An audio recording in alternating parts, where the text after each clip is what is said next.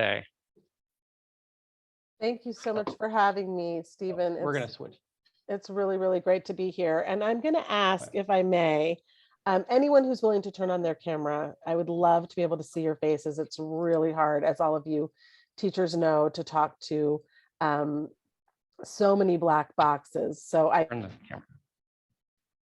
just so much more engaging to be able to see people's faces. So I'm going to begin we've got a delicious hour and a half together, which is a real luxury, and I'm really grateful for that. And I'm going to begin by talking a little bit about the project to collect the diaries that are in Salvaged Pages and how this came to be, and sort of to try to frame the material for you. And then I'm going to show you some visuals of some of the diaries that I collected over the course of my research, to sort of introduce you to some of the diaries that are in this collection. And of course, Salvaged Pages is just a fraction, actually, of the total number of diaries that have surfaced over the last 20 or 25 years, but it'll give you a little sense. And then I'm going to show you a couple of resources for teachers for using the diaries and using Salvaged Pages in your classroom. And then I'll open it up for questions and discussion. If at any point while I'm talking, you have a question that you need to ask right at that moment, feel free to raise your hand or chime in. If I don't see you, I can only see one screen. So, I'm a very low-key presenter, so I don't need to, go without being interrupted. And I might periodically take a break and just check in and ask if everybody's following me. So this work began in the early 1990s. I was a graduate of Smith College up north in Western Massachusetts, and I came back home to Washington, D.C., where I'm from, and I was very fortunate to get a job at the U.S. Holocaust Memorial Museum, which was at that time not yet open to the public. So I was on the founding staff there. And I was hired actually initially to do a different project, but I was moved very quickly onto the curatorial team for Remember the Children, Daniel's story, as a researcher. And at the time, in my very early 20s, I didn't actually know very much about the Holocaust at all, but I had quite strong research skills. That was really what I loved. I was studying art history, in fact, and I really loved research of all kinds. And so my job was to research and find historical sources that could inform the design choices that we made for the exhibition. So this meant visual references for every decision we made about what the furniture should look like in the Daniel, the central character of the exhibition, in Daniel's home, and what would a German street have looked like, or what should the ghetto spaces look like. And one of the things that I was asked to do was to look at diaries that were kept by teenagers at the time, because we were writing the exhibition script in the form of a diary. And remember, this is an exhibition for young visitors. So the central character is telling his own story through his diary. And so I went back and reread the Diary of Anne Frank, which I had read in middle school. And then I went off to the museum's library to see if there were other diaries that had been kept by teenagers. And the librarian there had actually already compiled a number of diaries that had been published in English, translated into English, published, and they had all gone out of print. So there were about 7 or 8 of them. Some of them were individual editions, and some of them were in larger anthologies. And he handed these off to me, and I took them back to my little space at the museum and started reading them. And I was just completely taken with these writings instantly. They were so different from the historical material that I had been immersed in. There was something, looking at photographs is sort of a static exercise, and reading historical material and scholarly work is interpretive. You're seeing the history through the lens of someone who's telling you a story. Even testimony is told at a remove of time, at a distance. But these diaries were written at the time. by young people who were just recording in the day-to-day what they were experiencing with no knowledge of the outcome, with no real sense of the bigger picture. And there was something about that that was so immediate and so captivating in terms of being able to sort of imagine the lived experience of a person in this moment and the enormous nuance and complexity of trying to survive in the time. And I just sort of fell in love with them. And the other thing was that I found myself so surprised by these young writers and how interesting and insightful and provocative their diaries were, every bit as much as adult writers of the time, even though they're different from adult writings for reasons that I'll get into a little bit later.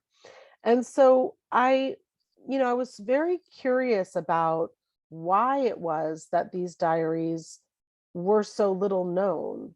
Why is the Diary of Anne Frank so famous? It's, probably alongside Night, certainly the most widely read single text from the Holocaust or about the Holocaust. And here were these other diaries that were the same genre as hers and very similar in many ways and different in other ways.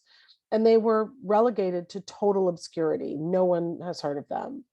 And I wondered, are they really different from her diary in some kind of profound way? Is that why?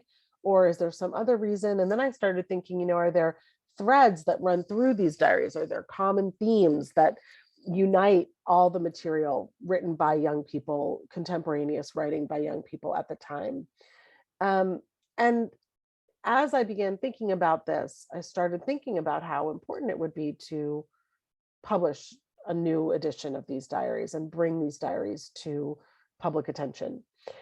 At the same time, I was still working at the museum, and I decided that I would just sort of see if I could find any other diaries that had been kept by teenagers at the time. And much to my surprise, there were other diaries that were scattered in archives and in museums and with historians and survivors all over Europe and the world, all over and in Israel. And so I was very fortunate because I was at the museum as a young scholar, budding scholar, at a time when, in the early 1990s, really anyone who was connected to this field was in some way connected to the museum. I mean, if I wanted to reach out to an Italian historian to find out if there were diaries kept by teenagers anywhere in Italy, all I had to do was ask Michael Berenbaum who to call, and he would, or who to email, and he would give me the person's email address. Actually, at the time, we were barely using email, of course, because it was 1990, early 1990s into the 1990s. So it was more like he would give me their mailing address and I would write a letter and send it. That's really how it was mostly done until after the year 2000. So the research became its own story, and it was, for a person who enjoys research, it was pretty thrilling because I was reaching out to people all over Europe and in Israel, making connections with archives, but also people were donating their materials to the Holocaust Museum. And so survivors would sometimes come and have a diary. Clara Schwartz, for example, was a diarist who wrote in a bunker in Poland as a teenage girl. She donated her diary to the museum. And so then the collections people would call me and say, we've just gotten a donation to the museum of a diary of a teenager. Are you interested in seeing it? And so I drop everything and run down and look at it. And so it was a very, very exciting moment. And I was very fortunate to be there as a young person in that moment. And so the body of material kind of grew and it grew and it grew and it grew.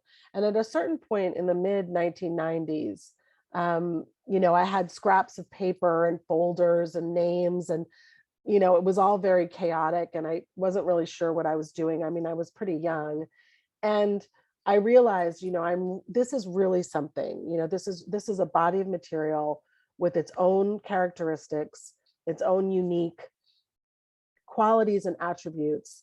And this is new qualitative research. That's really what I'm doing. And I need to be more methodical about it and find every single diary I can and try to understand what this body of material yields. And so that's really what I did. I began reading everything I could read on the subject, tracking different kinds of themes and topics, and trying to get my arms around this body of material that was growing. When I started out, it was 6 or 7 diaries, then it was 12, then it was 18, then it was 24. And, it was just growing and growing and growing. The other thing, of course, was that not everything that came to me came already in English. So I would learn, for example, about a number of diaries kept by teenagers in an archive in Poland. But those diaries might still be in Polish. They might never have been published. They might never even have been transcribed. And so then there was a whole kind of secondary effort to get copies of those diaries, which again, this is the 1990s. So it's writing a letter and then waiting for a letter back and then writing another, and getting a Xerox mailed to me from Poland. And, so it was very laborious. It was nothing like it is now. Now, if I need something from an archive, I send an email and I get a scanned copy of it, via email the next day. This could be like months and months of waiting. And similarly, writing to Holocaust survivors or the relatives of people who had kept diaries, you have to earn their trust and explain, who are you and what are you doing? And back and forth emails over, months and sometimes years before I would earn enough trust to get a copy of the diary, a Xerox copy of the diary in the mail. And then I had a kind of a wonderful group of translators who helped. In many cases, what I needed to do was to have people read the entire diary in the native language and kind of take notes for me or do a very informal summary so that I could figure out, is this something that I really want to raise money and pay to have translated? Because translations, as you probably know, are extremely expensive. And, I didn't have any kind of real resources at the time to do the work. So there were just many, many, many parts to it. And it was enormously complicated, but it was also incredibly engaging and it was fun, even though the content was very, very difficult and very painful.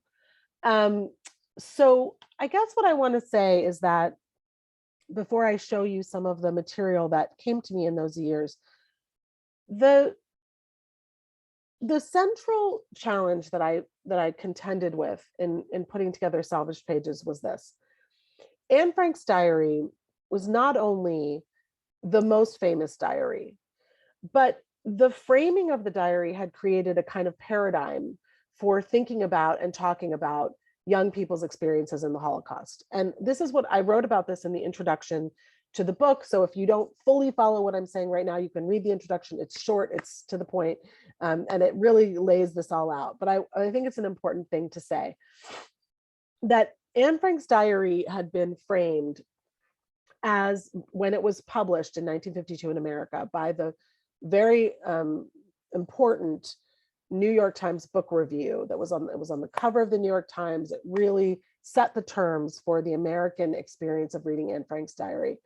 And that was that a diary is by nature, by definition, a very personal, intimate, private kind of document. And Anne Frank had poured her heart and soul into her diary. And that even though she survived, even though she perished, the survival of the diary was like the sort of metaphorical survival of Anne Frank. It was like Anne Frank triumphed over death in some profound way because we could know her through her diary, even though she perished in the Holocaust. That was a central kind of redemptive message around the diary that has remained locked in the American consciousness to the present day. The second element was Anne Frank was so eloquent, was such a beautiful writer, that it was as if she spoke for all the children who lost their lives in the Holocaust. So her diary not only represented herself, but it also represented, again, symbolically, all the children who lost their lives in the Holocaust. Again, redemptive framing. And then the third piece is that Anne Frank was fundamentally optimistic and hopeful. She expressed in her diary a hope for humanity. I still believe that human beings are good at heart, and that this language could become all of our language for a redemptive understanding of what happened in the Holocaust. Yes, the Holocaust was horrible. Yes, millions of people lost their lives, but people are still good at heart. Anne Frank said, even in the middle of this, that human beings are still good at heart. And her fundamental hopefulness and optimism could become our hopefulness and our optimism for humanity, even in the wake of this devastating catastrophic human failure, moral failure. And so that was the language of the diary. And one of the things that I found as I was doing my work was that every time a new diary was published, there were echoes of this kind of language. Every time, this diary represents the triumph of the human spirit. This diary, this young writer lives on after death in their diary. This writer speaks for all the Jewish youth who were murdered. This diary gives us hope for humanity. And to me, immersed as I was in this subject for the first time in my life, I thought, that sounds like garbage. That sounds utterly ridiculous. And sometimes I think it takes sort of a 22-year-old who hasn't encountered this kind of language before. There was something about the sort of shock of that, of being immersed in the horror of the Holocaust, the study of this, and then the contrast of that language. It was sort of like, this makes no sense at all. Like, where is this even coming from? And there were other people, of course, at the time who were beginning to, much more so in the 1990s, beginning to challenge this kind of language. It wasn't unique to diaries. It was everywhere. So I wasn't the first person, I wasn't alone in this, but I needed, as I was doing this kind of conceptual work, I needed to find my people. Who are the people who are going to give me other language for understanding what this material means and what it signifies beyond a kind of redemptive, consolatory way of looking at it. And so a big part of a sort of second current of the work on Salvaged Pages, the first current was find more diaries, find as much as you possibly can, try to understand this body of material. What's the range of writers? Where did they come from? How many are there? What different kinds of experiences did they have? So there was sort of that level. But then the second overlay level was, what does it mean? If it's not this redemptive, sort of hopeful, symbolic meaning, what does it signify? What can we really say about what these diaries teach us? And in the end, there were sort of, again, kind of three parts. One was this sense, I was a diary writer as a teenager. I kept a diary as a teenager. I kept a diary as a child, and then a journal as a teenager. And I remember, as in the course of this work of trying to do this really thinky work of like, what is this framework? How can I dismantle this, or what's wrong with it? I remember thinking, if someone found my journal that I wrote when I was 15 and read it, God forbid, what would those 50 pages or 100 pages really represent me? Like the sum total of my thoughts and my feelings and my dreams and my hopes and my aspirations? And how would I feel if someone found that diary and said, this is Alexandra Zapruder, this is her, this stands for her? And I thought, no, it's the exact opposite. These diaries can't stand in for their writers. That's the tragedy of it, is that all we have left are a handful of pages from a life. And to truly understand the tragedy of the Holocaust, it's not to frame the surviving fragments as satisfying stand-ins. It's to say, the tragedy is that this is all there is left, and how much is lost. And the exact same framework applies to the second sort of pillar in the Anne Frank paradigm, I would say, which is, how can one writer or 10 writers or even 50 writers stand in for millions and millions of children. You all as classroom teachers know more than anybody, when you stand up in front of your classroom and you look out on your 30 students, who's the one who's going to represent all of them? Who's the one who's going to stand in any way for all the kids and how different they are and their different natures and their different ideas? It makes no sense, really. And how much more truthful it would be to say, this is a fragment, this is a remnant of the youth that lost their lives. And these writers don't stand in for anybody. They don't even stand in for themselves, but it's all we have. And finally, the third pillar is the most difficult one, but it's in some ways the most important one. And that is, how can we pluck out a few convenient lines written by a teenager during this time and use that as our language, our reckoning with the Holocaust? We can't take, and I will say, one of the things that was so powerful for me is that in reading the other diaries of other teenagers, there is rage, there is fury, there is condemnation. You could choose another line by another diarist that says the exact opposite of what Anne Frank said in this line that has been quoted so many times over and over and over again.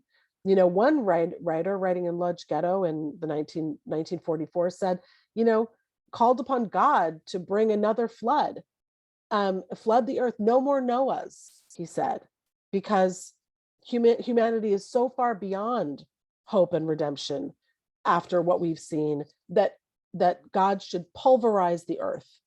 And this experiment has failed. So again, I'm not saying he's right and she's wrong, and I'm not saying she's right and he's wrong. I'm saying has to be room for all the ways in which young people contended with their experiences. And more than that, we have to make our own judgment about this historical moment and reckon with it on our own terms, not use the language of a teenager at the time to kind of paper over what is difficult and uncomfortable.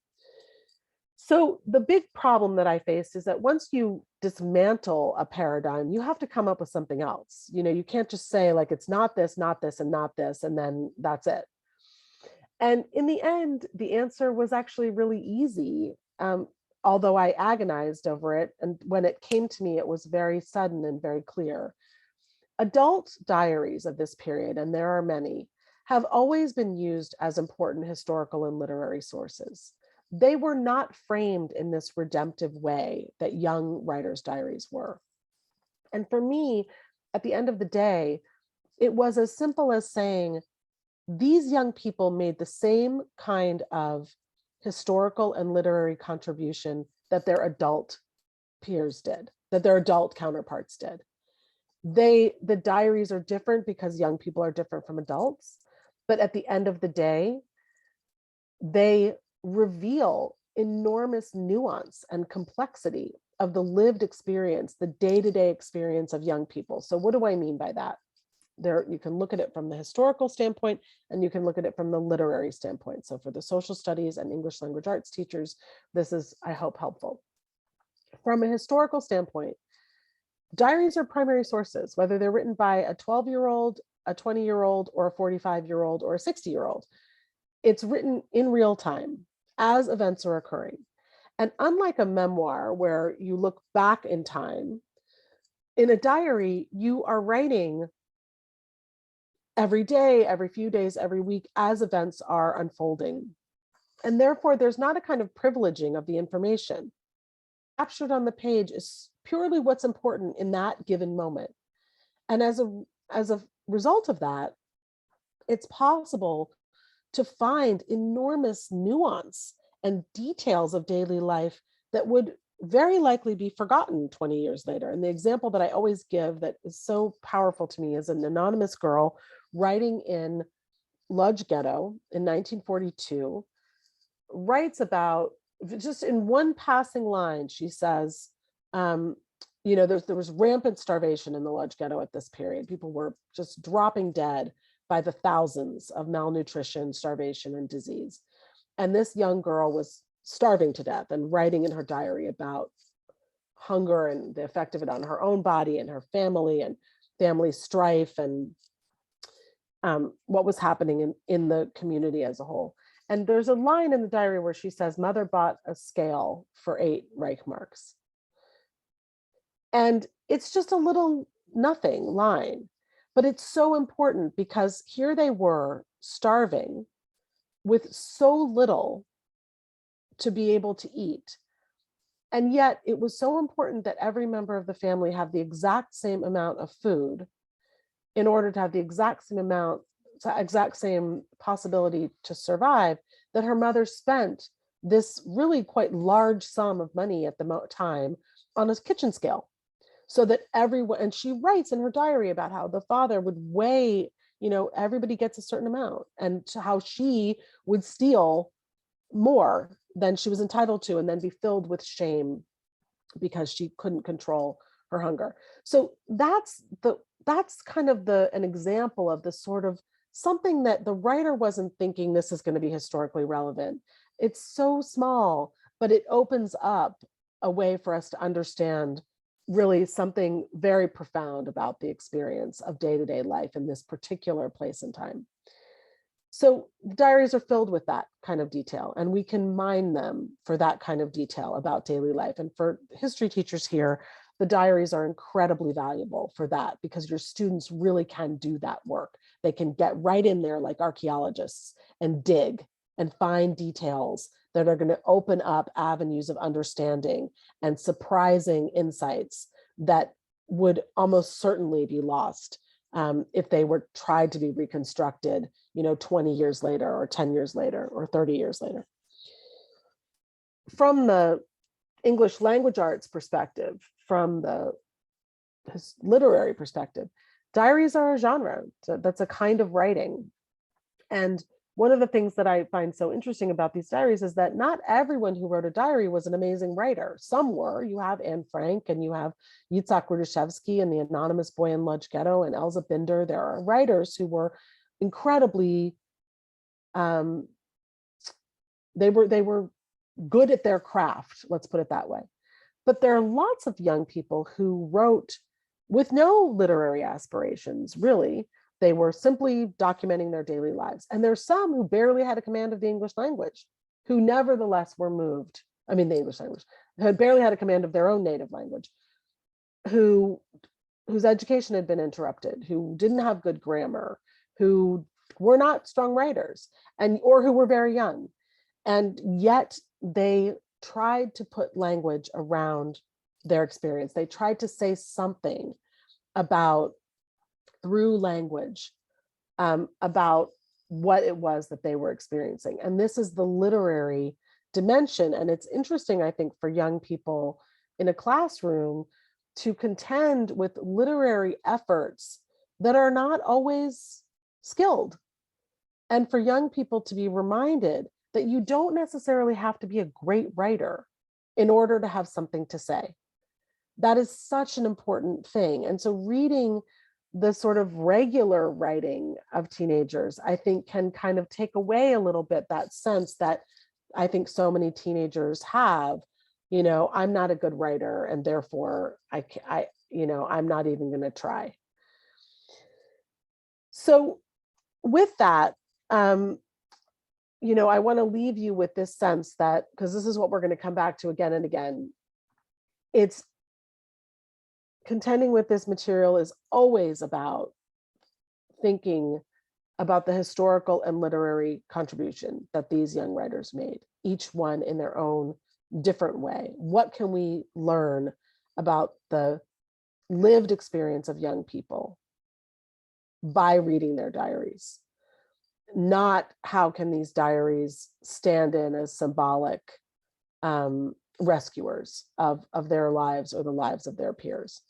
So with that, I'm going to just take a brief pause and just check in with everybody. Does anybody have a question, a comment, anything? I'm going to just sort of give us a couple minutes to just check in before I switch over to my some visuals that I want to show you to introduce you to some of the writers in Salvaged Pages.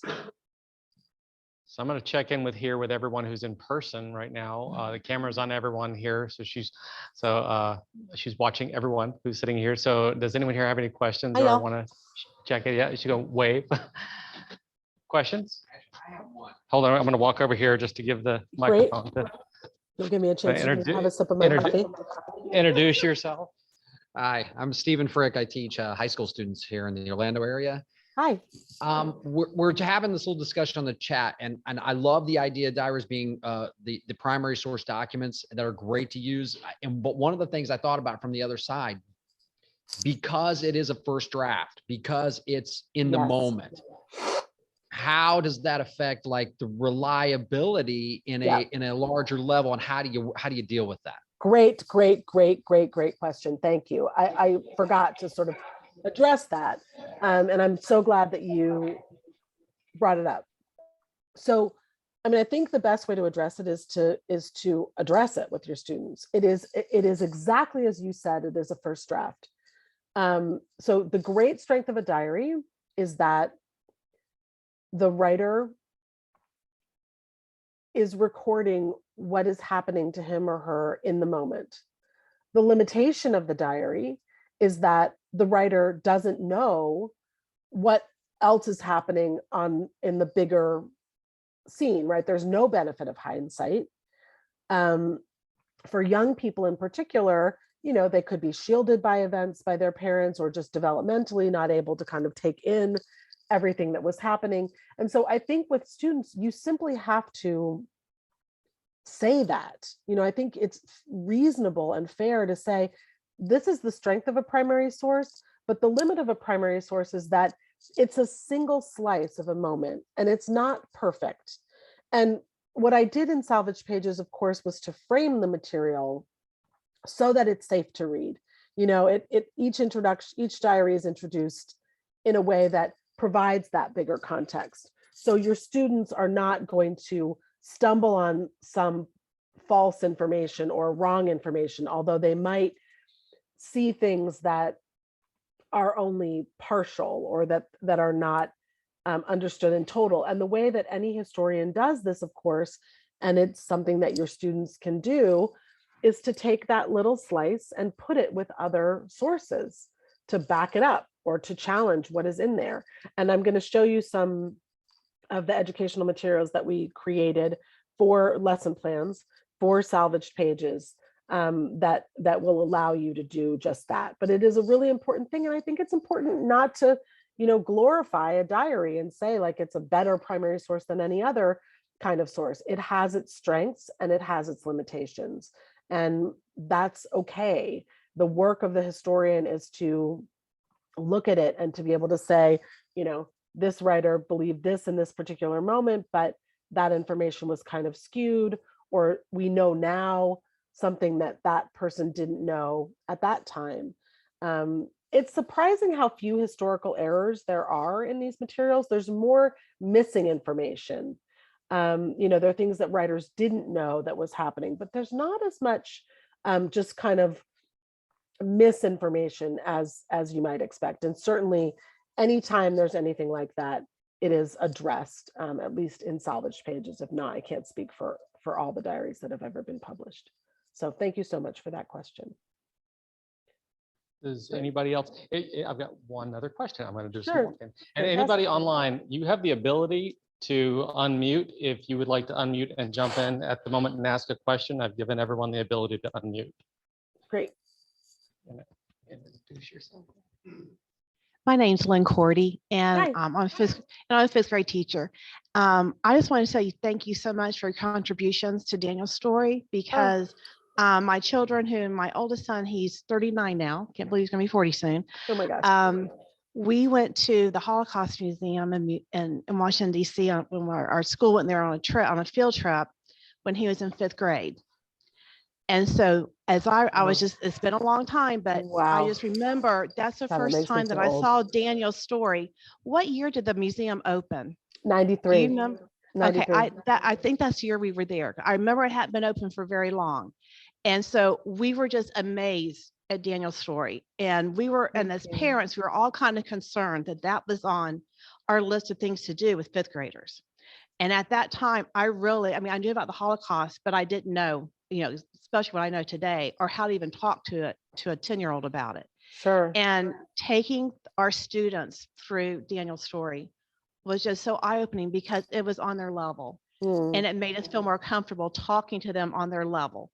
And then the teachers took the kids out after they went through, I think there might have been a few other exhibits. So that was the main one that the children were able to see. And then the chaperones were able to go to some of the other ones. And I actually have 2 other children that I've actually been to the museum 3 times because as my children, I went on the same field trip with them. And every year, I can't remember, I know every year there was like a little bit more been added to the museum. But I just want to thank you so much for that. Thank you. Because That's one of the so things I know kind. we've talked about today is how do we start talking to children, talking on their level. Yeah. And so one of my questions was, has there been a virtual tour of Daniel's story? Like, they have the Oculus now. Do you know if they've done something like that? I thought that would just be so powerful to be in our classrooms. Yeah, that's a great idea. I don't know because I'm not on the staff of the museum anymore, although that is a really great idea. I'm surprised that if they haven't done that they haven't, because, it certainly would be an easy thing. It would be an easy thing to do. Maybe I'll suggest that to somebody. Yeah. And I also just want to comment, your little phrase you use about mining these biographies is just like, it's just so wow. That was just like kind of well for me to think about giving my students those books to, look, let's go mining today. I mean, I just think that's a really creative word that would really spark their interest. Thank you so much. Thank you so much. I love that. So we'll have more time if you all have questions as we go. I'm going to take a minute now and I'm going to share my screen. I'm going to start with, I've got a PowerPoint here. Can somebody just give me a thumbs up if you can see that? Okay, great. Thank you. So I want to just kind of introduce you to some of the diaries and some of the material that surfaced from my research. All of these are diaries that are included in Salvaged Pages, although as I mentioned, there are many, many others. This is just a photocopy, not a very good photocopy, but a photocopy of a page of the Diary of Klaus Langer. You can see that it's written in this this old Gothic German script. There's a picture of Klaus with his father and a picture of Klaus with his mother. This diary is the first diary in Salvaged Pages, and it's a really, really useful one because, among other things, there are 2 lengthy diary entries about Kristallnacht, which is a sort of moment, such a turning point in the history of the Holocaust that I'm sure many, many, many of you teach it in your classrooms. And one of the things that I often say to people is that, you don't have to go from not using Salvaged Pages to using Salvaged Pages as an entire text.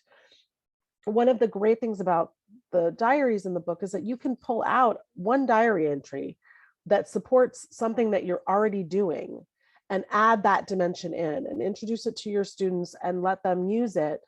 And then you can do 2 diaries the next year, or you can do, 2 entries the next year, or you can decide that you want to use all of Klaus Langer's diary. You can use the lesson plans that we've created. So it's very, very flexible. It's anything from, I already teach Kristallnacht. I'm just going to add in this one entry that is written by a young person at age 14 who reported on it in real time to amplify what you're doing, to creating an entire or using an entire lesson that's built around it. And I will show you one of those in a little bit. So Klaus's diary is really important. It's the only diary in Salvaged Pages that was written in Germany. And it really captures the rising tide, a little bit about kind of restrictions against Jews, certainly Kristallnacht. And then most of the diaries is about Klaus's effort to emigrate from Germany, to get out, and his parents' efforts to get out. And there are quite a number of diaries that were written. The diaries sort of fall out into 3 categories. Refugee diaries are the first. Many diaries written by young people, typically in Central Europe, who saw what was happening, or whose parents saw what was happening, and who were trying to find a way to escape, usually initially through legal means, through some type of rescue operation like the kinder transports, or later on, and I'll show you an example of that, more ad hoc efforts to simply get across the border to safety in any way that they could. So this is the diary of a page from the diary of Elizabeth Kaufman, and an image of her after the war. Oh, I should say that Klaus did survive. His parents did not, but he was able to get out through a program called the Youth Aliyah, which was designed to send German teenagers to what was then Palestine. And so that at the very last moment, literally the second day of the day after war broke out, September 2nd, 1939, he was on a boat for Denmark, and then a long journey, and made his way eventually to Palestine, where he remained and lived actually on a kibbutz there for his entire life. This is Elizabeth Kaufman. She wrote as a refugee also. She was born in Vienna from very cultured, assimilated family, and then they fled to France. And her diary is written as a refugee in France, and then documenting her journey with her mother south as the Germans were coming in, invading France and taking over Paris. And as you all certainly know, the northern zone of France was partitioned. The northern zone was occupied by the Germans. The southern zone was not. It was run by the Vichy government, collaborationist French government. And so she and her family fled south to try to escape the Germans. Eventually were able to make their way to the US. And I knew Elizabeth very well. She was the librarian at the Holocaust Museum for a number of years and was a dear friend. And interestingly, she was also an artist. And these are some of the pages from the sketchbook that she kept at the same time. You know, artwork can be a primary source exactly the way that diaries can. And in this case, Elizabeth literally illustrated her diary. So here you have in this tripartite page at the top, a little painting that she did of herself and her roommate in their room. This is her father, who had been interned in a camp, a French-run camp, who was released, and he's at home taking his first bath in a long time and having his pipe and reading the paper. And then this is Elizabeth with her boyfriend, Ernst, who she eventually married after the war, and they were married for 60 years. So this is the two of them together as young boyfriend and girlfriend during the war years. And then this is an illustration that she did of the scenes of the street scenes of people fleeing Paris and heading south. So as she and her mother were trying to flee southward, this is an illustration of what her interpretation of what that chaos that she described in her diary looked like visually. Again, here's Elizabeth and her brother. She went to visit him. He was also interned in a camp run by the French. And so that is her with him at a camp called Mêlée du Maine, and her illustration also of that same camp. They all made their way safely to the US, but he volunteered to fight in the American army fighting the Germans, was sent overseas, and was killed in battle in 1944. So this is the diary of Peter Feigl. Some of you may know Peter Feigl, who's a really wonderful, special person, alive and well in his mid-90s or late 90s even.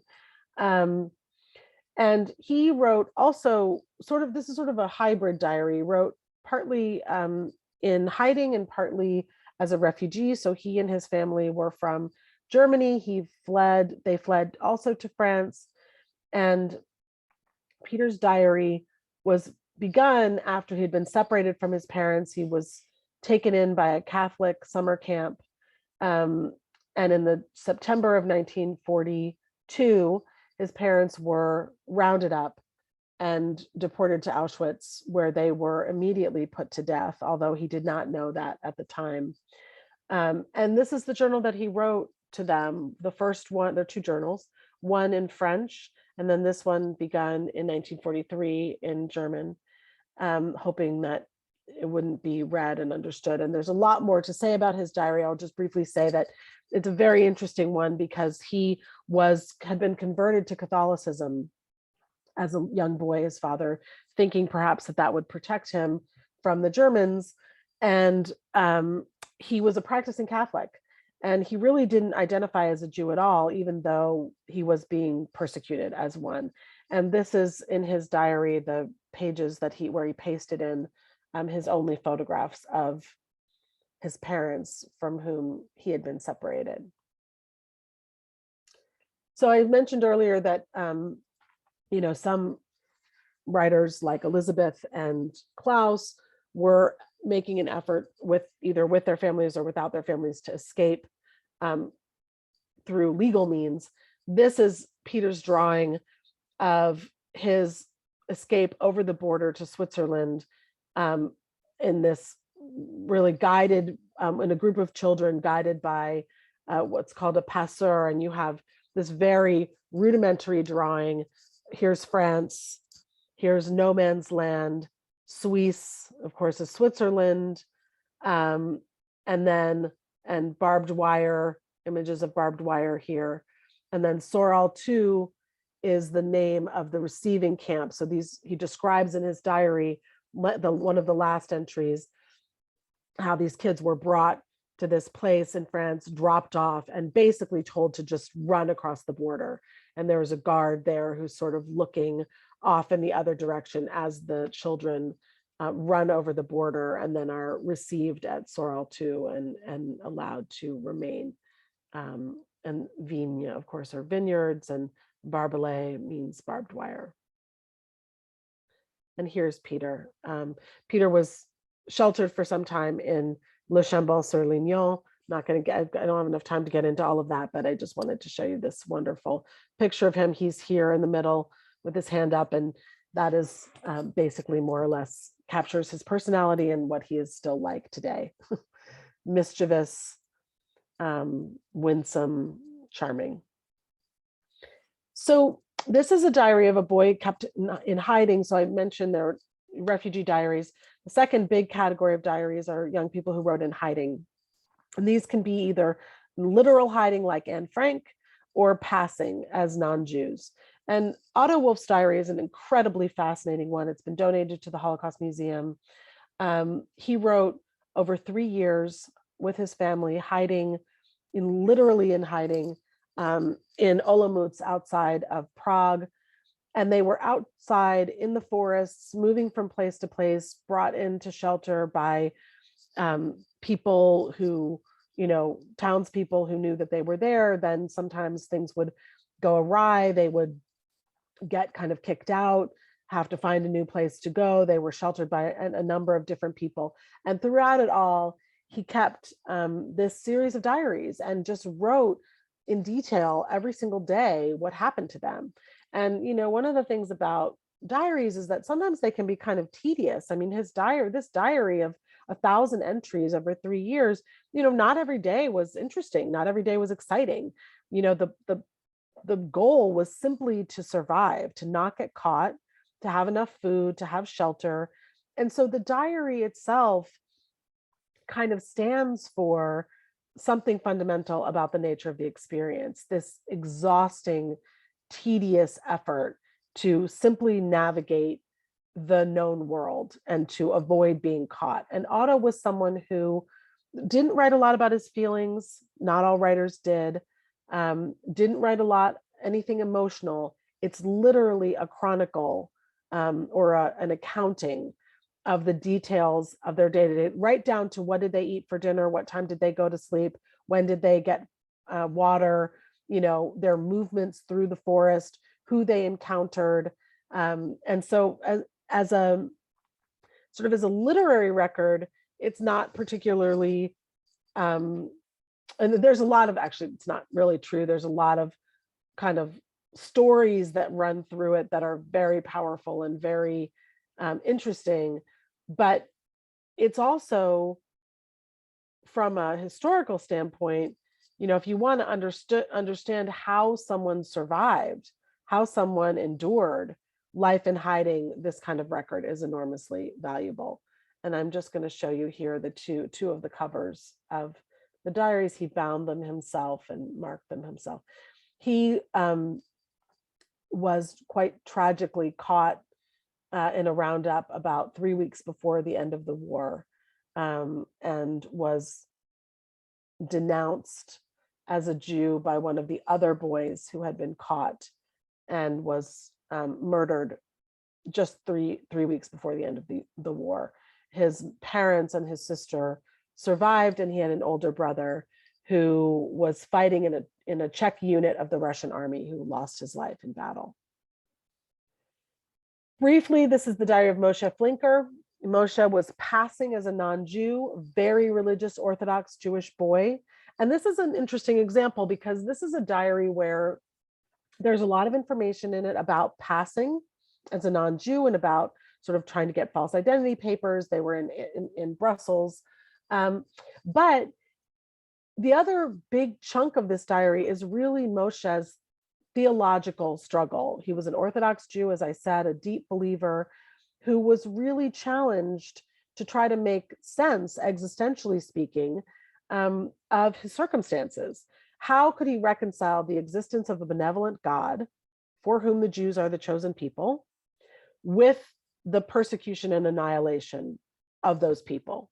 That's like a fundamental theological existential conflict. And so he used his diary not only as a place to record his day-to-day life and what he was doing and how they were surviving, but also to really wrestle with these ideas. So diaries can be used for different things. Not every diary is just about the personal life of the writer, and not every diary is about the day-to-day life of the writer. Sometimes a writer might use their diary for some other purpose. This was the burning question that plagued Moshe Flinker and that he poured out into his diary. This is an image of Moshe and his identity card. He and his family were caught by the Germans in April of 1943. It's a devastating photograph of him having been, interned. And you can see here the faith is listed as Mosaic, so Jewish. He and all of his siblings, he and his parents and some of his siblings, some of them were able to hide, but some of them were deported to Auschwitz, where several of his sisters survived. There were 7 children in the family altogether. Moshe and his parents were murdered and did not survive, but several of his sisters did survive.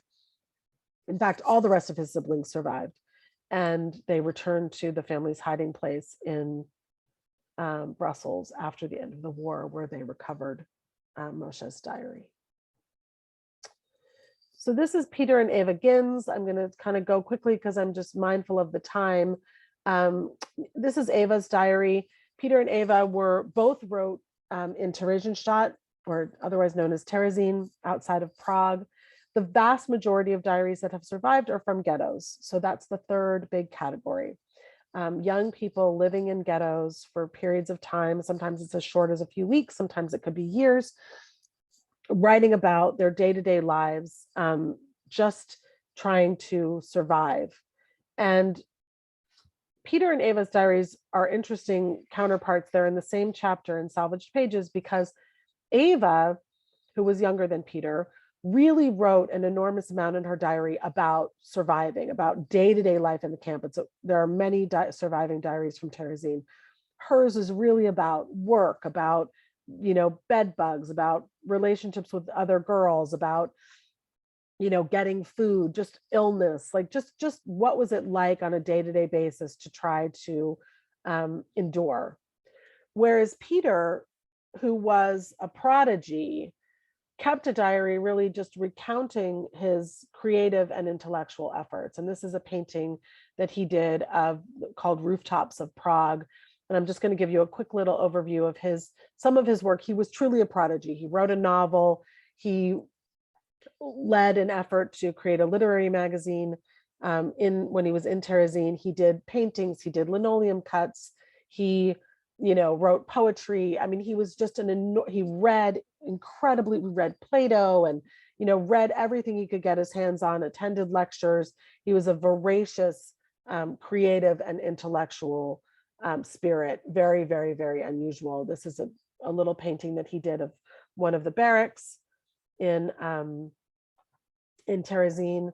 These are two images that he did. One is a linoleum cut and the other is a watercolor of flowers. This is a book plate that he made, again, using the graphic, using a linoleum cut. There are lots of boats and scenes of travel in his work. This is his ghetto painting. Here's a page from Vedem, which is the magazine for which he was the editor-in-chief. And famously, when all the boys in this particular barracks were meant to contribute to Vedem every week, and then on Fridays they would read the articles out loud. And some weeks when the boys wouldn't do their articles, Peter would just write all of them under different pseudonyms. And then this is a map, a hand-drawn map that he made according to Mercator's projection, as he wrote in his journal, carefully drawn and inked in. So he just was an enormously unusual young person, and someone who really reminds us of just the incredible talent that was swallowed up in these years. Eva did survive, Peter didn't. He was deported to Auschwitz in September of 1944, where he lost his life. Yitzhak Rudashevsky was a 15-year-old writing in Vilna Ghetto. I'm going to kind of go fast now. This is a real favorite diary of mine. He was a real visionary, somebody who saw his diary as much more than just a place for him to write his own internal feelings, but a place for him to document the life of the ghetto as a whole. And his diary was a big inspiration, I think, for me, in terms of thinking about, how young people understood their work. Some people like Anne Frank, as you know, used her diary as a place to work out her relationship with her mother, for example, and her family, among other things.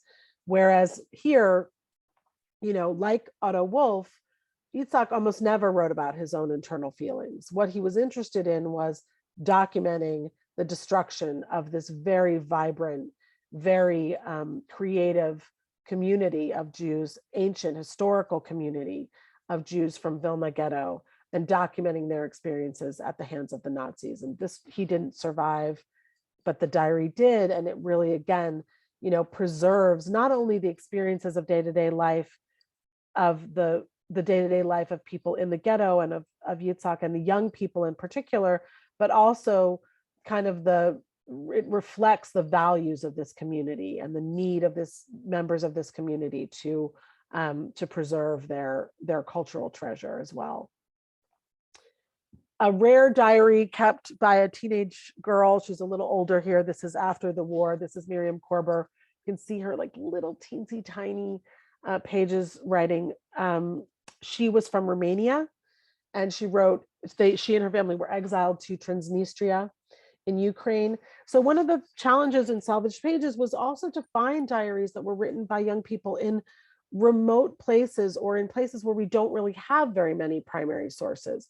And Romania was one of these places. There are so many diaries that survive, for example, from Poland or from Terezin, but this is the only one of a young person that I know of from the perspective of a Romanian Jewish teenager who was trying to endure with her family in exile in an open ghetto in Transnistria. And she did eventually survive, returned to Romania, and actually became a doctor.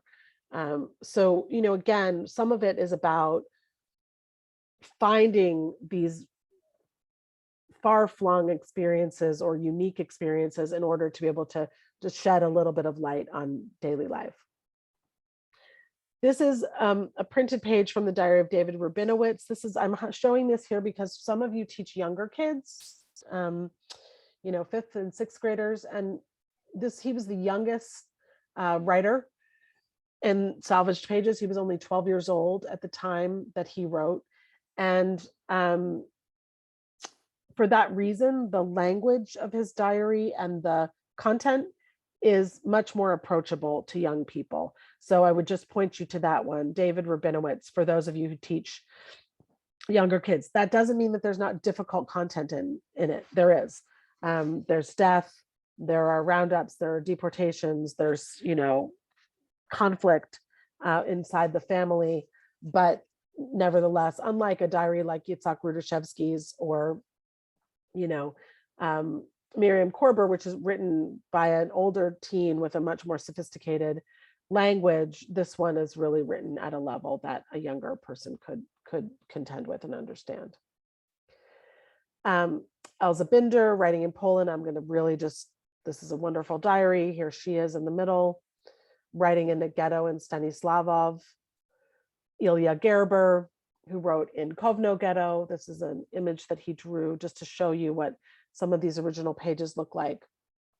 A famous event in the ghetto was the hanging of a Jewish watchmaker called Mech, who somehow managed to get a gun and shot at a German guard and was hanged as a result. And this was something that the whole ghetto was talking about.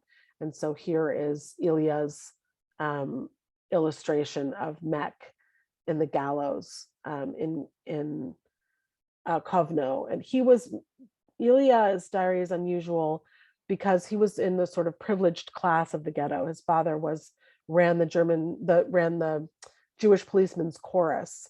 And he was very connected to other policemen inside the ghetto. And as many of you may know, there was a lot of stratification in the ghettos where there was a sort of a privileged class of people who were able in some cases to get more food or possibly to avoid deportation, to get out of trouble if they got into trouble. And Ilya's diary really captures that perspective. And it's important to see because, you know, it's part of the human experience that even it's not as if just because all of these people were living in a ghetto that they all suffered equally. They didn't. And this caused enormous strife and enormous strain inside the ghetto too. There's politicizing and stratification that adds a layer of complexity. So for those of you who teach at a sophisticated level and you deal with the Judenrat and the relationship of the, you know, Jewish councils to the rest of the people inside the ghetto, this is a very useful source. This is an illustration that Ilya did in his diary on the second night of Hanukkah. And then finally, this is, or second to last, is this amazing diary written, I mentioned it earlier, anonymous boy writing in Lodz ghetto. And I just want you to see it because, you know, in a way, the name of the book, Salvaged Pages, was inspired by this journal that was written in 4 different languages, in Yiddish, Hebrew, English, and Polish, in the margins of a French novel. So this is the summer of 1944. Circumstances are desperate for surviving Jews. There's no paper in the ghetto to be found. And so what he did was he found a book and he wrote his diary in simply around the pages and in the margins and over the illustrations. And I think it's one of the most extraordinary records I've ever seen.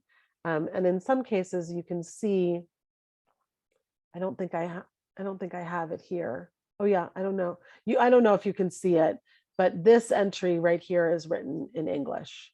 And so that's a very rare opportunity in some cases to actually be able to read the words of the writer without the mediation of translation, but exactly the way that the writer wrote it. I think it's the only text that I know of that was written in English from this period.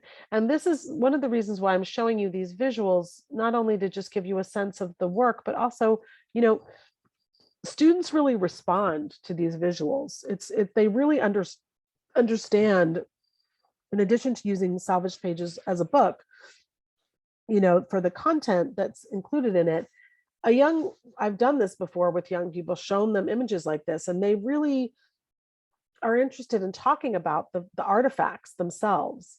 And what do you learn, or what do you experience by looking at these images? What does it suggest to you that someone wrote in 4 different languages? Oh, this is English down here as well, I think. And wrote in a book that they salvaged from somewhere, and the water stains and the different colored ink and the battered pages. There's a lot that is very evocative about that.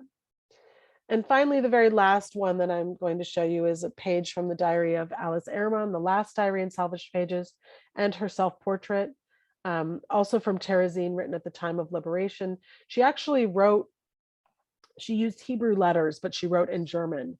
So she was camouflaging her diary in case anyone should find it and know that what she was writing.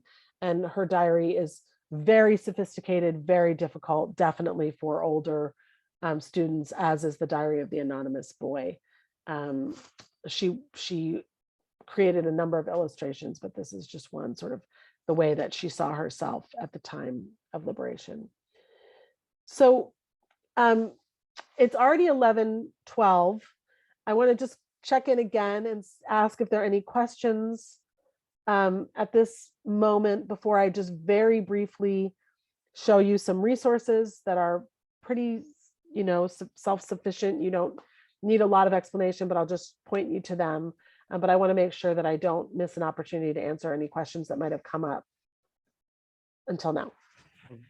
Looks like we do have a question. Oh, great. It always gives me a chance to have a sip of coffee, so I appreciate that. My name is Anna Wheel. I teach German, and I'm really interested in seeing these texts in the original languages, obviously the German language ones. Sure. Are there, but like, even for me, it's tricky to read some of this. And for my students, as has been said in the chat, like they cannot read script, most of them. So Sure. are there like typed versions of the original in the original languages, or are there only translations? In some cases there are. So what I would say to you is, just send me an email and I will give you some direction, because the thing to do would be to, I can identify a couple of diaries that were written in German and try to point you to the archive where the diary is held. And that will be your best bet, because they probably have transcribed copies of the diaries, which I don't necessarily have. In some cases, mostly what I have are images of the original diaries and then the translation. So if you can contact me through Huva, or you can go to my website, which I'm going to show you in a minute, and that's actually better. Email me through my website and I'll try to give you some direction. Can I give them your email address? Sure. You got Yeah. there? Yeah. Sure. And looks like we have someone online who's Yep. Yvonne? Yes, so I posted this in the Q&A. So I was just curious, have there been any studies or anything contrasting the accounts of, for example, the Hitler Youth, any diary accounts of young people that were influenced by Nazi ideology with these accounts of youth that were going through the Holocaust? So I don't know that there have been studies. I'm not aware of studies. There are diaries that have been published by non-Jewish teenagers. There's one diary that I know of by a German girl, and I believe that she was in the Hitler Youth. I have to kind of refresh my memory on that. There are many diaries written by non-Jewish teenagers who were victims of the Nazis, but were not necessarily victims of genocide. So they were living through the war in various countries. There's not too much from German teenagers, but there are a few accounts. But I don't know of any sort of scholarly studies that have been done, maybe just because there's not enough to do, a full study of that. And I will say that my work in the last 25 years has expanded over time. So my interest in young writers, Holocaust era diaries expanded to diaries of teens in World War II, then to other teens writing diaries and journals throughout other wars and genocides. I curated an exhibition on that subject at Holocaust Museum Houston that includes a diary of a boy writing in Japanese American internment, a boy writing under ISIS, a young man writing under ISIS in Syria, a diary written in Bosnia Herzegovina during the war, a diary written in Iraq during the war. And that continues to grow. I did a project to get young people to document their day-to-day lives in COVID. There are diaries coming out of Ukraine right now. And this has grown for me into a much bigger interest in the idea of young people as documentarians of their time, whether in war or peace throughout history. And so I am working on a project to collect as many diaries as I can written by young people from any period of time in any place in history, and to use these as a way to inspire young people to take up the mantle of documenting their daily lives, because I do think that we have a dearth in the historical record. You know, most of history is written by adults, and yet young people are living day-to-day lives, and they're experiencing the downstream effects of adult decisions all the time. And we don't always hear from them directly in terms of recording what their day-to-day lives are like in the present moment. And so that's a bigger project that I'm trying to get off the ground right now. So let me Can I get one more question? Is of that course, okay? yeah, absolutely. Oh, sure. Yeah, one more. Hello, I was wondering if there were any diary accounts, teen writers from Shanghai from during Yes. war. We have a collection of letters from an adult who made it to Shanghai, but any Mm. teenagers?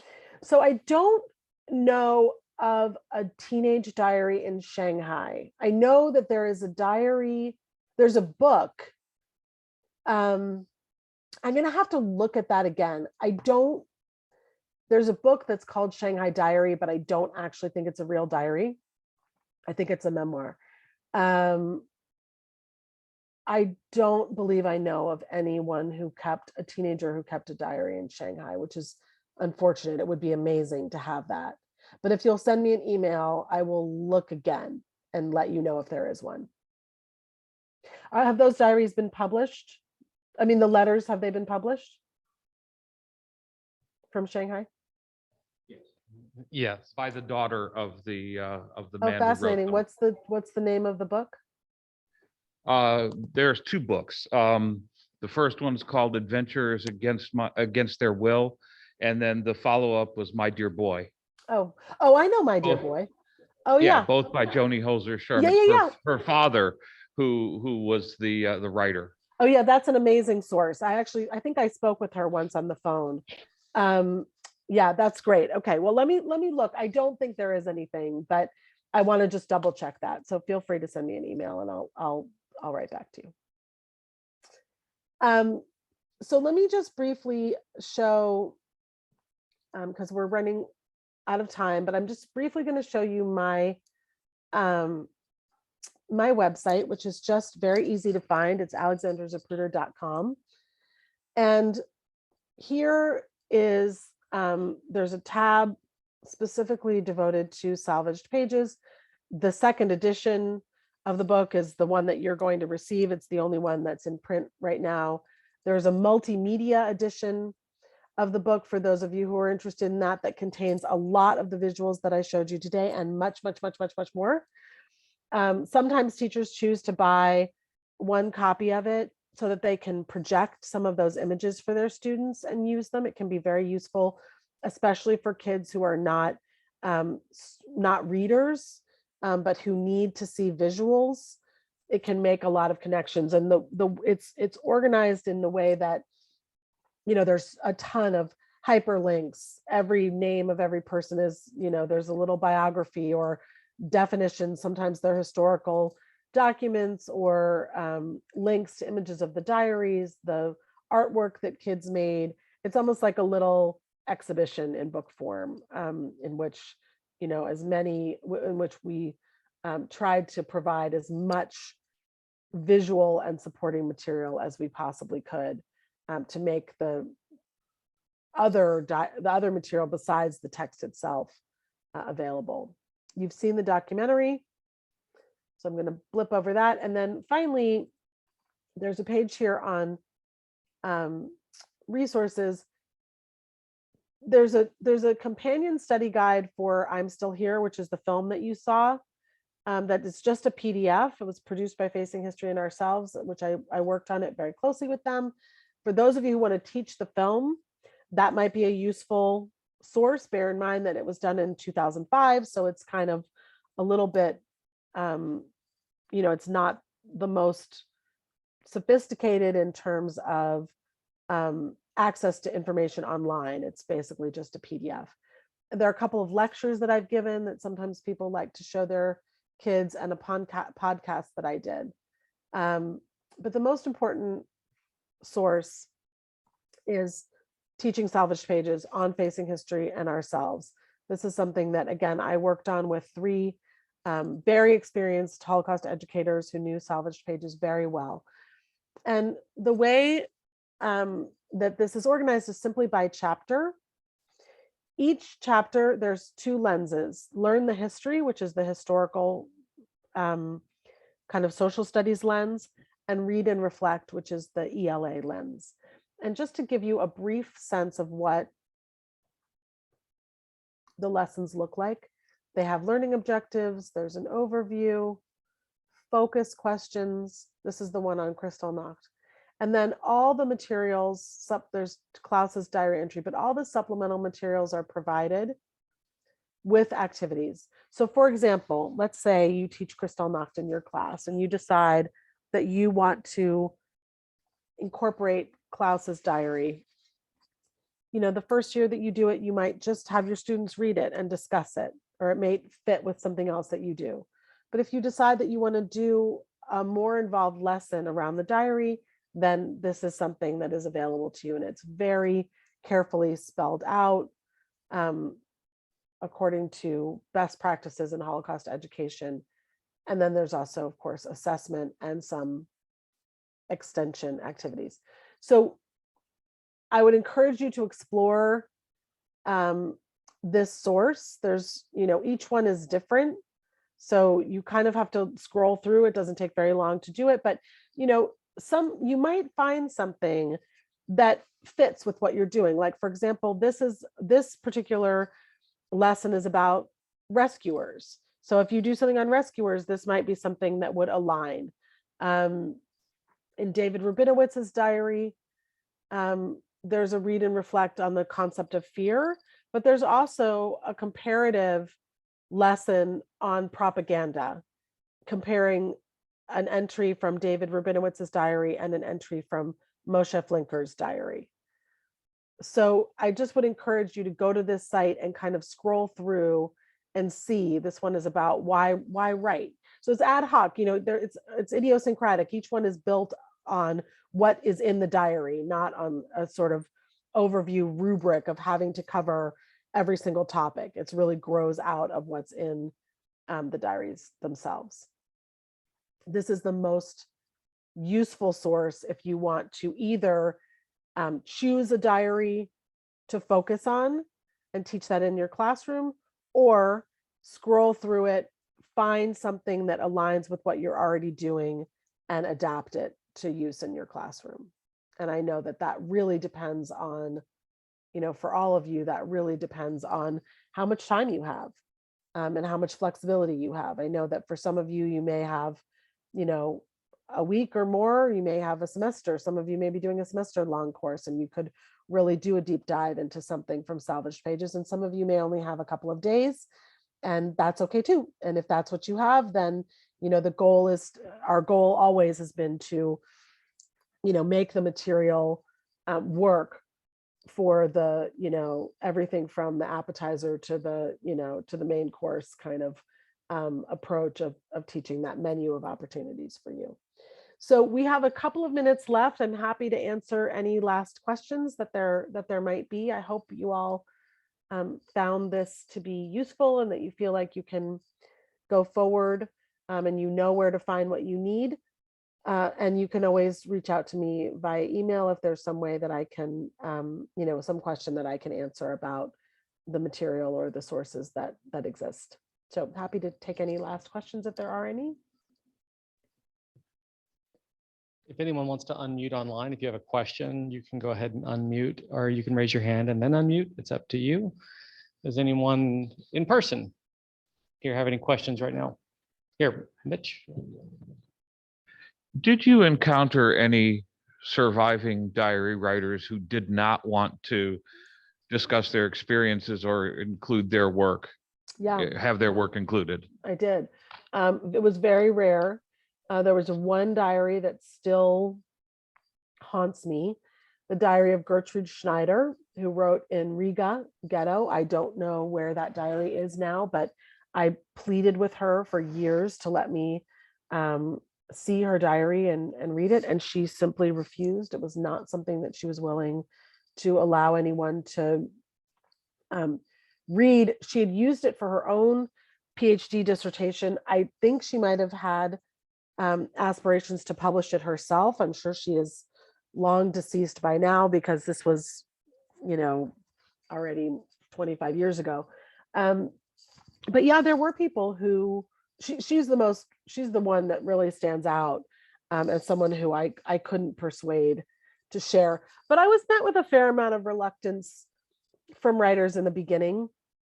Part of it I think was that things were very different 25 years ago. People were maybe a little more protective of their stories.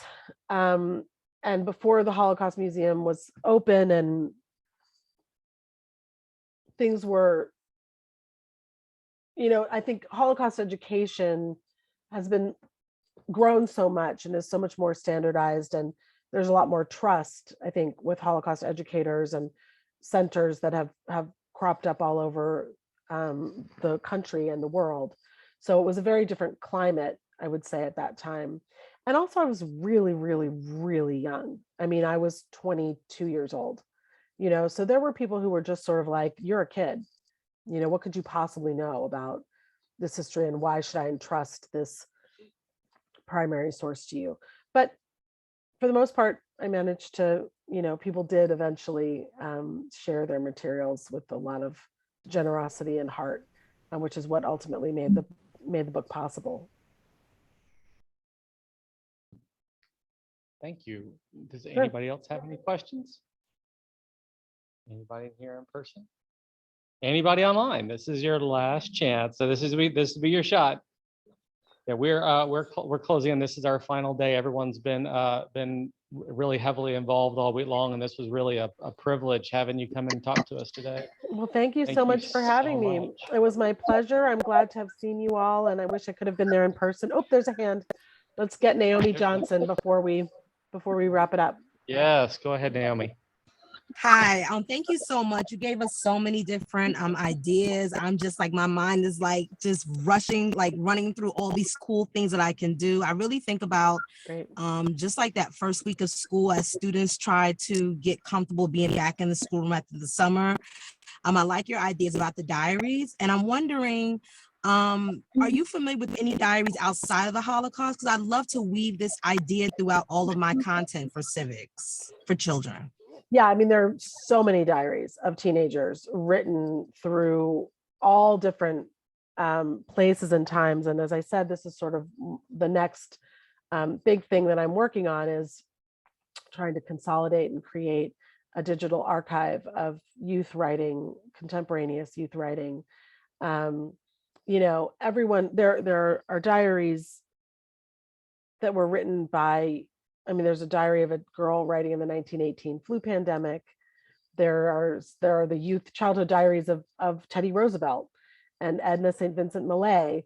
So famous people who kept diaries that, as young people that have been published. There are probably, I think I probably know of 150 or 175 diaries including the Holocaust era ones.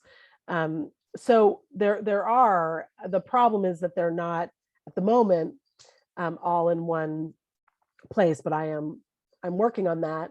And I think the message to young people, whatever diaries you might use, and if there's something that you're interested in, you're welcome to email me, and I can see if I can direct you to something that might be a fit. But I think the message to young people, and I'll sort of close with this, is that, you know, young people's diaries are different from adult diaries in a profound way, because young people are different from adults. You know, they are in a process of identity formation. They are developing and they are grappling with the world for the first time. And so they don't have a fixed view of things the way that adults do. And, you know, we often talk about childhood or adolescence as a land that, you know, once you grow out of it, you can never return to it. And I think it's true that there's a perspective that we lose when we grow up and we can't ever get it back. And so I think it's really important to encourage young people to document their lived experience from that point of view while they can.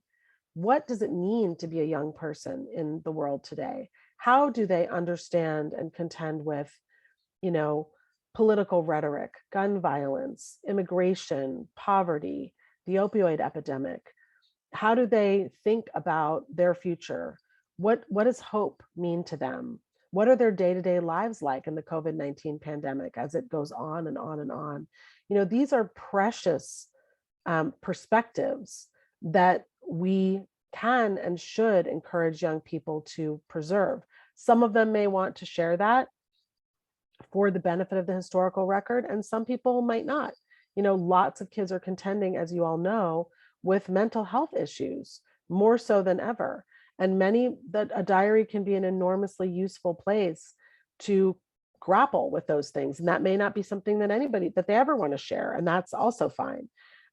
So I think what Naomi is saying kind of brings this to the present moment, that, you know, you can use the historical diaries of the past to say, young people did this. They felt moved to document their day-to-day lives, and it shapes the way that we understand this past. And that basic principle holds for any time, any place. You know, really, the thing is to understand and value that perspective, and to say, it's not about being a good writer. It's not about being a skilled writer.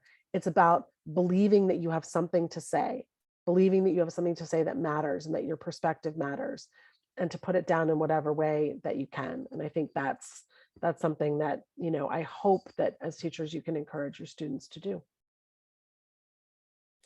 So thank you so much. It's been a real pleasure to be with you all today. Again, like I said, I wish I could have been there in person, but I'm glad that we were able to meet. And you know, Stephen will pass along my email. Please bear with me if I don't write back right away. I will get to it. I do get a lot of emails, so sometimes it can take a little bit of time for me to respond, but I will eventually get back to you. So thanks so much for having me. Thank you so much for being on. Thanks. Good luck. Take How care, long- everybody. How long has it been since you've had a live applause? I guess. It's been a long time. Yeah. So everyone else, please stay online. Thank you so much, Alexandra. We really appreciate all your Thanks. time with us today. Okay. You take care, everybody. Bye-bye. Thank you. Bye-bye. Everyone else who is online, we're going to go. I'd like everyone to discuss what we've learned here before we go to lunch. I'd like for everyone to actually, we're going to get into kind of similar breakout sessions of how to, you know, how you'd use the salvage pages in your class, whether it be the video, I'm Still Here, or whether it be the salvage pages, the diaries that she covered. And how do you think would be the most effective? What would be the most effective way that you would use that in class? You don't have to write it down. I just want you to have some conversations before we break out. So I'm going to put you in a breakout rooms online. If everybody inside in live here would like to get into some groups, maybe the different ones or similar ones that you had before, and everyone online, I'm going to put you all into some breakout rooms and we'll just check on you there. About 15 minutes total.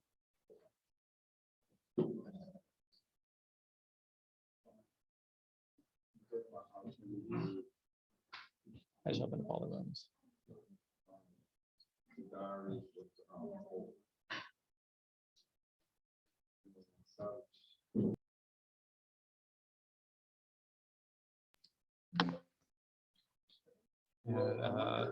Change the here.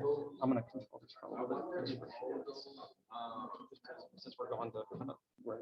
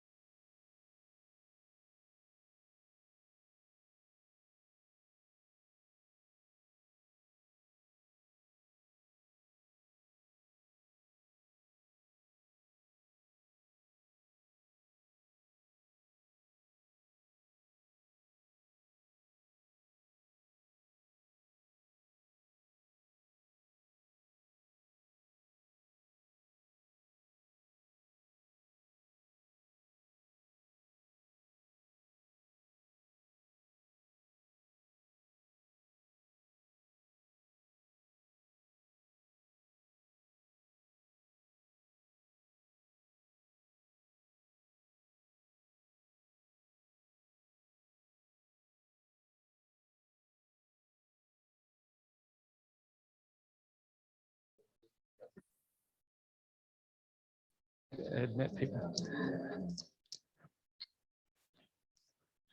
Well, I hope everyone found Alexandra's presentation illuminating. I mean, like the Salvage pages is such a great tool, and as opposed to contrasting the experience we had yesterday, the Auschwitz tour was powerful, right? Do you think it's the tool we should be using, especially with you saw how yesterday opened up with pictures of the dead, pictures of people being buried into pits. I have obvious concerns with that being, the initial method, but you know why people do it. And actually we have many students that we interact with who their only experience with Holocaust education is being shown just that, or they start with the camps. Why? we start with the camps. Is that where the Holocaust started? And you know, what are the answers? Why do people start there? Why do our, you know, educators start there? To get their attention. Yeah, that. But do you think? I mean, we talk about students being desensitized. How is that connecting them with the victims of the Holocaust? I mean, does it connect with? I mean, seeing a massive pile of. And so I have done the reactive thing. Mhm. I had kids attempt to draw thoughts with them in the classroom. Okay. And I think it was ignorant, not innocent. And so my reaction was like, well, I'm going to show you what that means. It means millions of dead people. But I also, I mean, I talked about it. I made them watch a different documentaries, and I tried to like make it a personal story as well because I have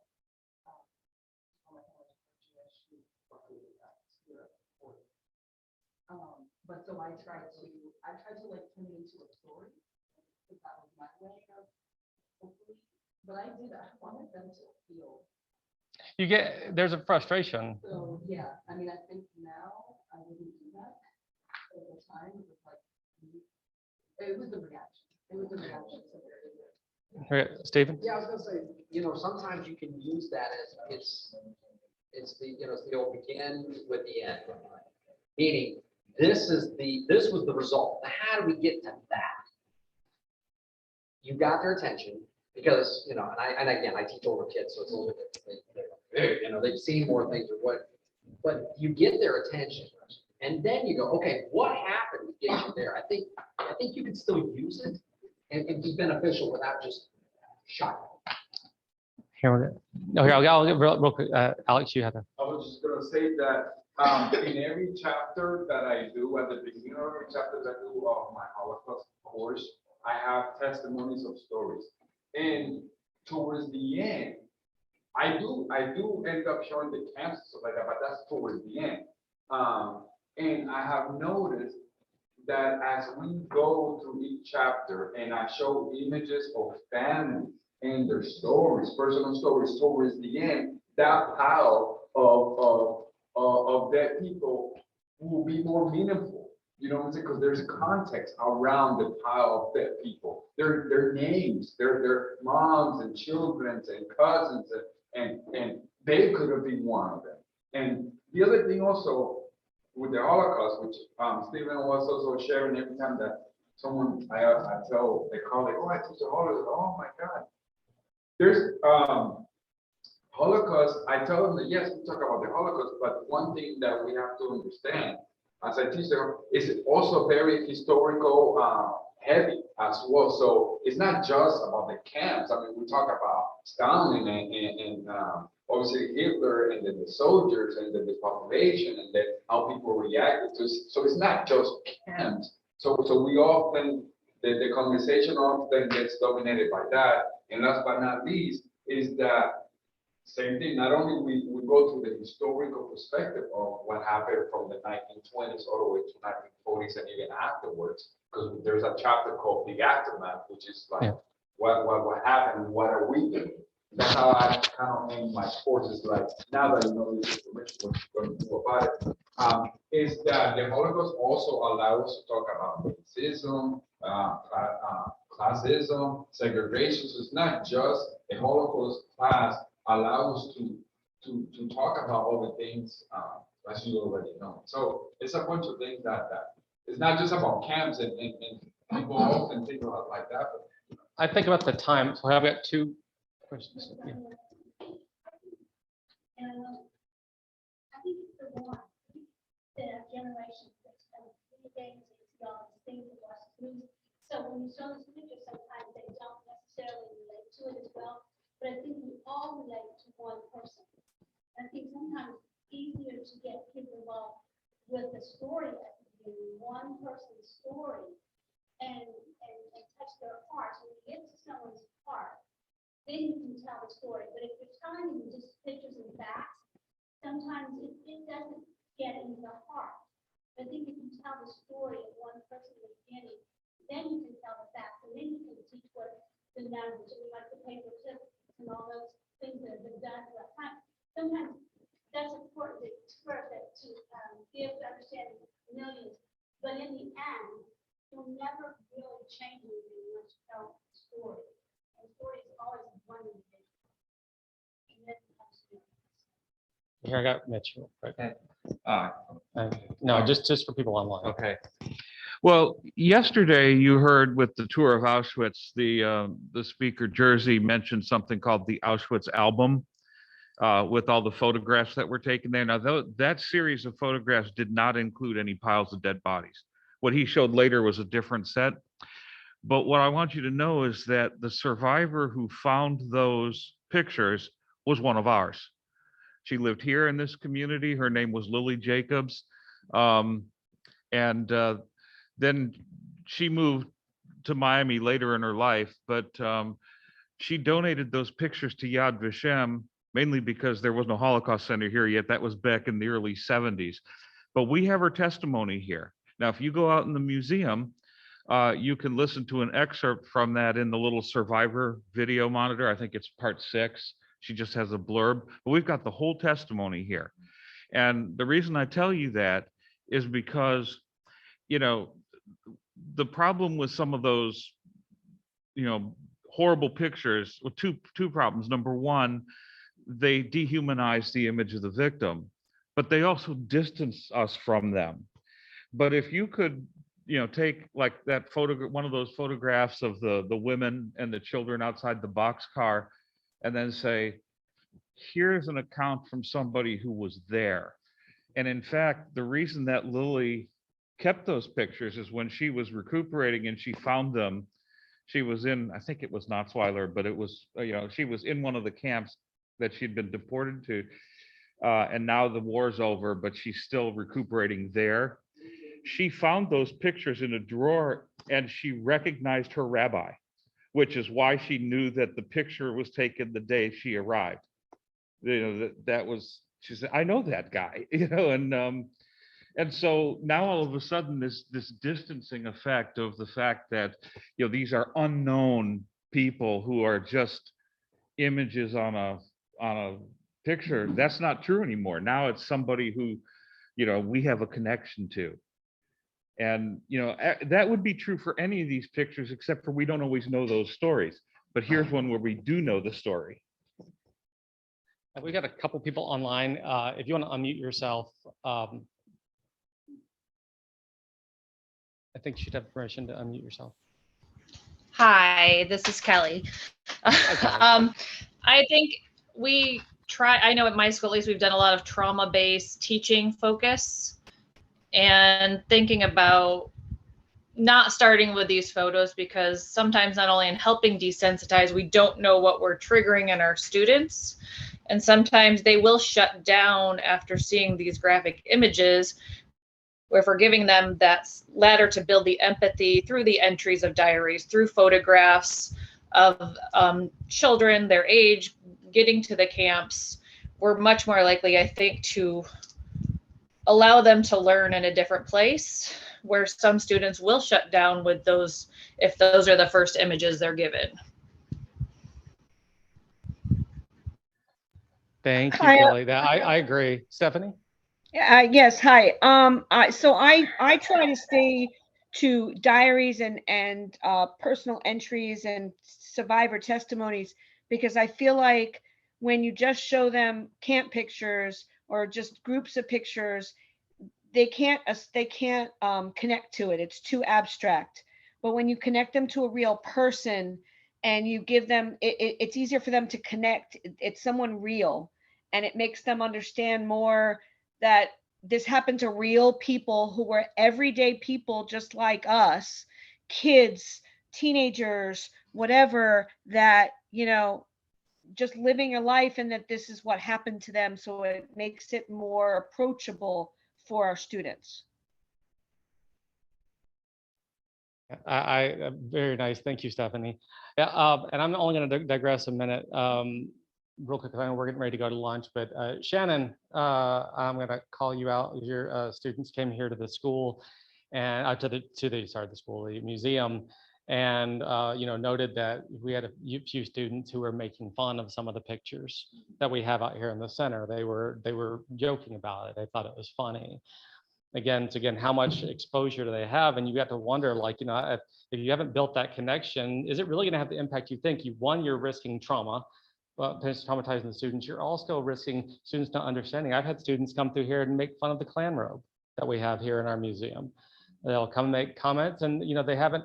It's that, you know, leading them in and prepping them and getting them ready. We can make a lot of assumptions. We're going to have this huge impact, and you might do the exact opposite. By not building that connection. And my last, and I promise I'll be done after this, but one of the things, you know, it's one of the no-nos of Holocaust education and any difficult history that a lot of teachers resort to, aside from showing pictures of the camps and dead bodies to have that huge impact, is to let's have a simulation. Let's put kids in a corner and I'll tape off an area and I'll show you what it's like to be in a boxcar. You know, that's the idea. And I hope everyone that is here, and I hope that everyone that is online realizes that is a no-no. It is, if I come into an OCPS classroom and see you doing it, I'll actually ask all the students to get up and to not participate, and then I'll have to go, you know, have another discussion, because that is, and also, and I've had people submit lesson plans, and this is I know the intention is well-meaning, but last year we had a lesson plan that was submitted. And it was for someone who wanted to go around and I'm not calling anyone out by name, but handing out cards, playing cards. And the face cards were going to be people who were students who would be treated good and would get special privileges. And the other cards would be students who would be treated poorly or less than, to show them what it was like to be treated like Jewish people in the Holocaust.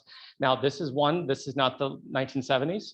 And it's not appropriate. You not only risk trauma, you risk minimalizing what it was really like. If you actually, I think Mitch once told me, and I thought about this, if you actually did anything to anyone that like was done to Jews in the Holocaust, any kind of real anything, you'd be arrested, hopefully. So you can't actually do anything that really simulates what it was like, and the risks far outweigh any potential benefit. You won't convince many people, you won't convince me otherwise, that any form of simulation. My only horror story is going to a classroom one time. Someone who was teaching US history had all their students gathered on a floor, sitting in the middle. And I was like, what's everyone doing? She says, oh, I'm showing all the kids what it was like to be on a slave ship. I hope you know my eyes just, if you can't see, my eyes popped out of my head at the moment. And I said, please get up. It was you know, it's horrifying. There are so many risks, and we didn't get to cover this portion, which I usually do cover in the beginning for new teachers or teaching the Holocaust.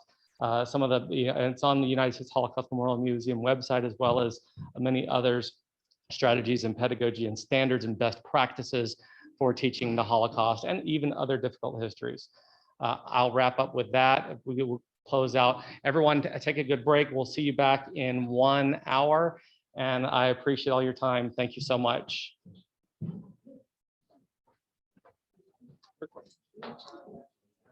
Yes.